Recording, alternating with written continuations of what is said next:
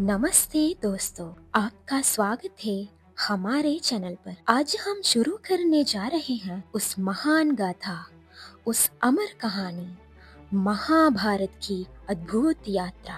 ये कहानी सिर्फ एक युद्ध की नहीं, बल्कि धर्म, अधर्म, प्रेम और त्याग की है। और इसकी शुरुआत होती है हस्तिनापुर के एक महान राजा से। बहुत समय पहले भारत देश में एक महान वंश था, भारत वंश। इसी वंश से आगे चलकर महाभारत की कहानी शुरू होती है।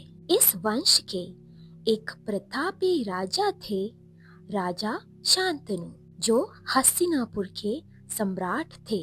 वे अत्यंत न्यायप्रिय, प्रजावत्सल और महान योद्धा थे। एक दिन जब राजा शांतनु गंगा नदी के किनारे शिकार कर रहे थे, उनकी नजर एक अद्भुत सुंदरी पर पड़ी। वो कोई साधारण स्त्री नहीं थी, बल्कि स्वयं देवी गंगा थी। राजा शांतनु उन्हें देखते ही उन पर मोहित हो गए और उन्होंने तुरंत देवी गंगा से विवाह का प्रस्ताव रख दिया। देवी गंगा ने राजा शांतनु से कहा, महाराज, मैं आपसे विवाह तो करूंगी, लेकिन मेरी एक शर्त है। आज से आप मुझे कभी किसी काम से रोक नहीं सकते और मुझसे कोई भी सवाल पूछ नहीं सकते। अगर आपने मुझे रोका तो मैं तुरंत आपको छोड़कर चली जाऊंगी। राजा शांतनु प्रेम में बंधकर बिना ज्यादा सोचे समझे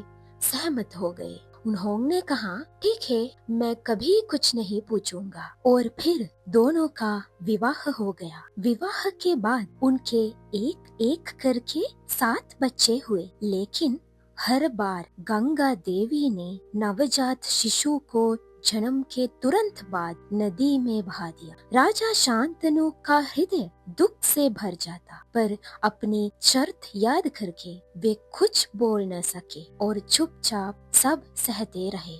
जब उनके 8वें बच्चे का जन्म हुआ और गंगा उसे भी नदी में बहाने लगी, तो राजा शांतनु और नहीं सह पाए। उन्होंने चीख कर कहा, ये क्या कर रही हो गंगा? तुम अपने बच्चों को क्यों मार रही हो? तब देवी गंगा बोली, राजा, आपने मुझे रोका, इसलिए मुझे जाना होगा।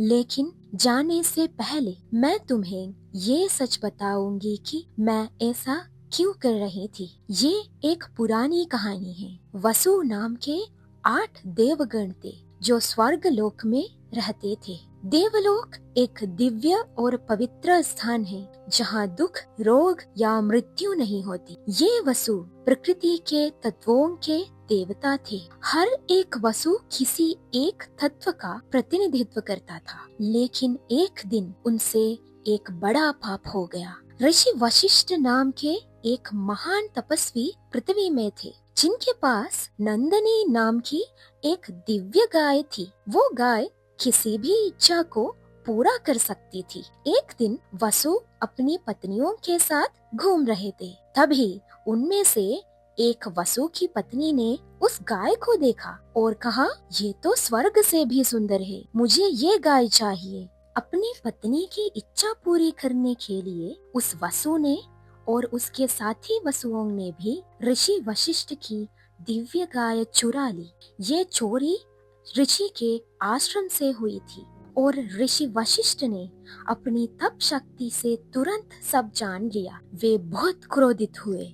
उन्होंने सभी वसुओं को श्राप दिया, तुम सब वसुओं ने पाप किया है, इसलिए तुम सबको मनुष्य के रूप में धरती पर जन्म लेना पड़ेगा। वसुओं ने माफी मांगी तो ऋषि वशिष्ठ ने कहा, तुम सबको जन्म तो लेना पड़ेगा, लेकिन तुम्हारे दुख ज्यादा समय तक नहीं चलेंगे। तुम जन्म के तुरंत बाद ही इस श्राप से मुक्त हो जाओगे। पर जिस वसु ने गाय चुराई थी, उसे ज्यादा समय तक मनुष्य रूप में रहना पड़ेगा। इसलिए उन 7 वसुओं का जन्म हुआ और उन्हें उनके पाप से मुक्त करने के लिए मैंने उन्हें जल में मिलाया।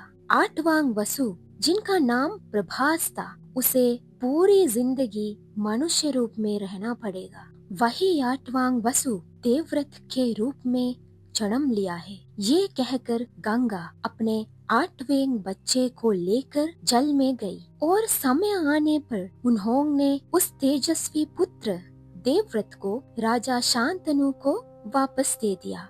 इन्हीं देवव्रत के साथ ही महाभारत की असली कहानी शुरू होती है।